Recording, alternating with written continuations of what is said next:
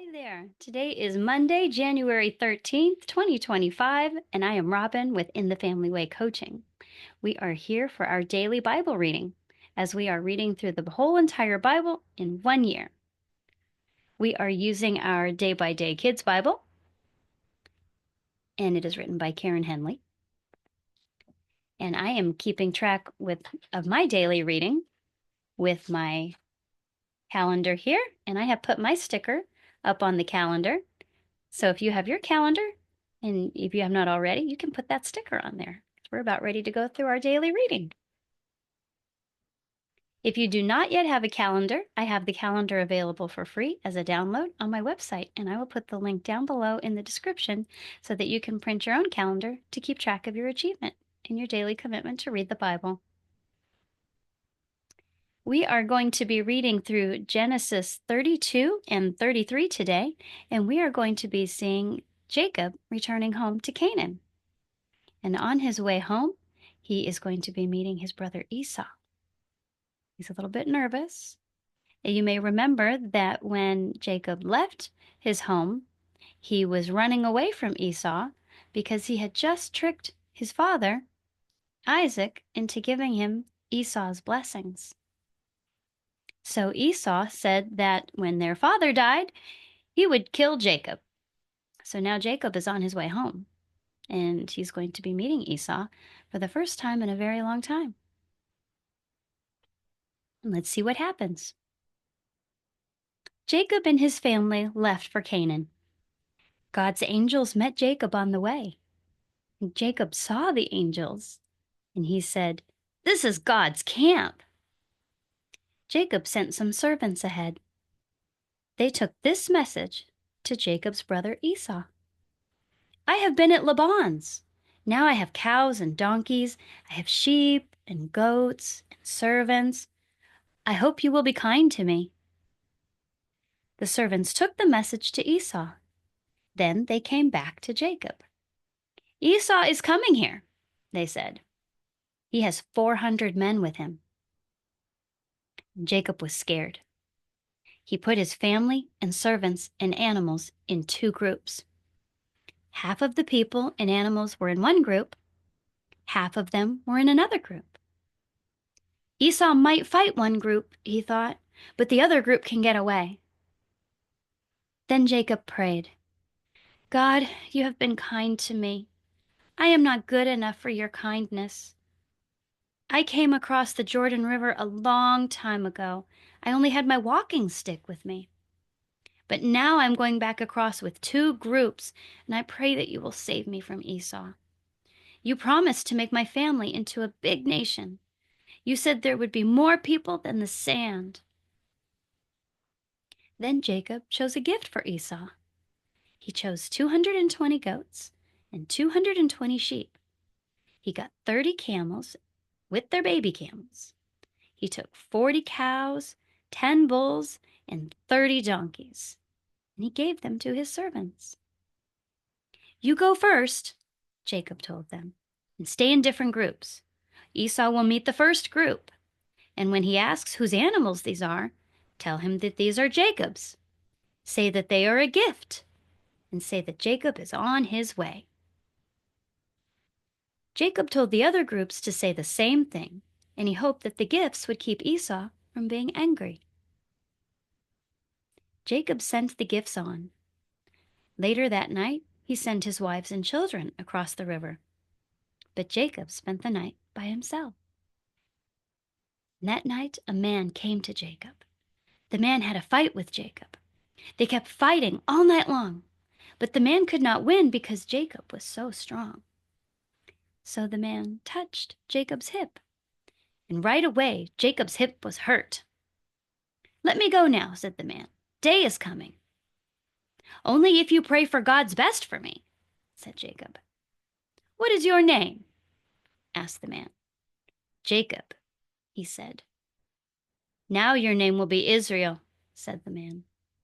"Why? Because you have been fighting with God and with people, and you have won." "Who are you?" asked Jacob. "Why are you asking me?" said the man. Then he prayed for God's best for Jacob. The sun was high in the sky when Jacob left, and he could not walk well because his hip was hurt. "I saw God," said Jacob, "but I did not die."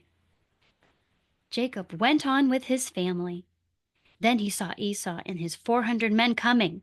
So Jacob put his family into groups.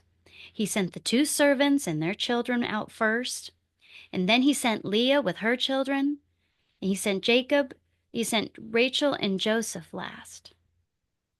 But Jacob went down ahead of them all, and he bowed down to Esau.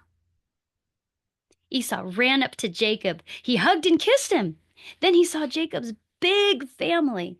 "Who are they?" he asked. "These are my wives and children," said Jacob. They passed by Esau in their groups. They bowed down to Esau.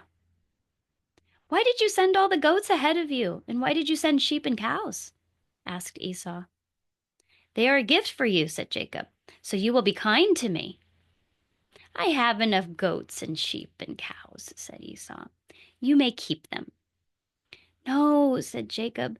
"I am so happy to see your kind face. Please keep the animals as my gift to you, for God has been very good to me."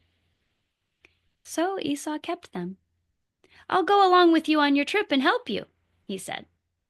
But Jacob said, "The children can't go very fast. They are too little. So you go on, and we will come more slowly." So Esau went back home, and Jacob took his family to a different place in Canaan, and he set up his tents, and he built an altar to God there too. Genesis 35. One more baby. God told Jacob, "Go to Bethel, build an altar for me there." So Jacob told his family and his servants, "Get rid of all your idols, then clean yourselves up. Put on clean clothes. We're going to Bethel and we'll build an altar to God there." They all gave their idols to Jacob. Jacob dug a hole under an oak tree, and he put the idols in the hole, and he covered them up and left them there. Then they set out for Bethel. At Bethel, Jacob built an altar to God. Bethel was the same place where God had come to Jacob in his dream. It was the dream about the angels on the ladder, and it was where God talked to Jacob for the first time. That was when he was running away from Esau. And God came to Jacob again there. And God said to him, "Your name will be Israel now. I give this land to you and your children. Kings will come from your people, and this will be their land." Jacob set up a stone post there. He called that place Bethel, and he put oil on the post. Then Jacob traveled on.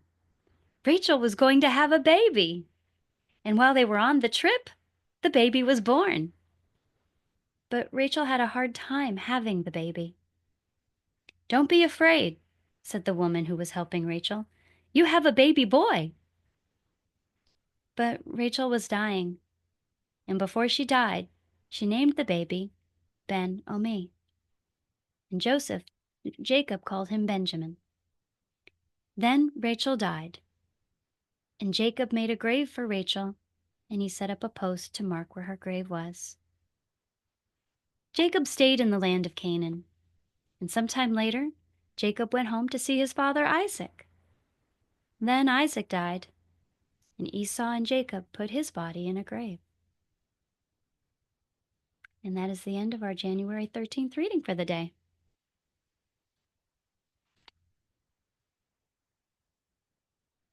Wow, there was so much that happened in that part of the story today. I have recorded today's video many times, and there is so much that can be said about what happened between Jacob wrestling with God and the gifts that Jacob brought for Esau, making peace with his brother, but mostly about the wrestling of the man. But I have not been happy, and I don't want it to be too long. So I am going to not talk about it at all tonight because every time I have tried to do so, it just ends up being way too long for what the video I think should be. And then I have not been satisfied with it. But I want to thank you for joining me. And I guess I will just add that we are meant to see ourselves, remember, in the people that we read about in the Bible, because these are true stories. They show us God's faithfulness, and they show us the developing faith and growth that people in the Bible have. And we saw a lot of faith that Jacob had by throwing away the idols, gathering them all up, and not permitting his family to have them, so that they could go and set up an altar for God and only worship God and be faithful to God. So Jacob was showing his faithfulness to God as God showed his faithfulness to Jacob. And uh, I wanted you to be encouraged to see yourself in Jacob, to find where you are similar as in your life, where you have maybe placed other things aside and where you have grown in your faith with God.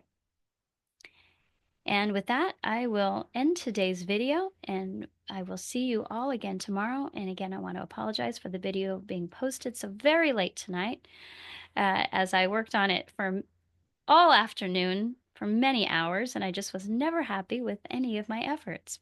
So I'm just going to be done with it tonight. So thank you very much, and I will see you all again tomorrow for our next reading. Have a great day.